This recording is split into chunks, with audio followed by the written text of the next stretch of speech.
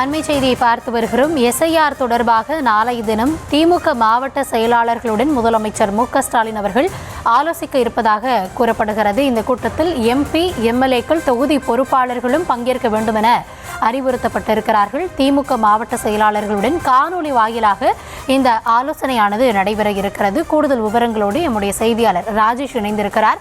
ராஜேஷ், வணக்கம். இந்த எஸ்ஐஆர் தொடர்பாக திமுக தரப்புல நாளை முக்கிய ஆலோசனை மேற்கொள்ளப்பட இருப்பதாக கூறப்படுகிறது. என்ன விவரம்? கௌதமி, வணக்கம். திமுக தலைமை ஒரு முக்கியமான அறிவிப்பை அந்த மாவட்ட செயலாளர்களுக்கு வெளியிட்டிருக்கிறது.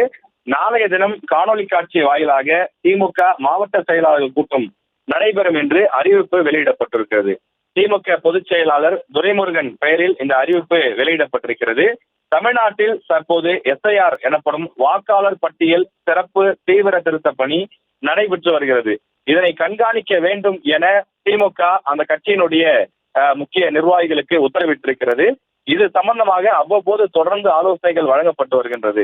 எனவே மீண்டும் ஒரு முக்கியமான அறிவிப்பை கொடுப்பதற்காகவும் ஒரு முக்கிய விஷயம் சம்பந்தமாக இந்த எஸ்ஐஆர் சம்பந்தமாக பேசுவதற்காக இந்த மாவட்ட செயலாளர்கள் கூட்டத்தை கூட்டப்பட்டிருப்பதாக திமுக இந்த செய்தி குறிப்பிலே குறிப்பிட்டிருக்கிறது.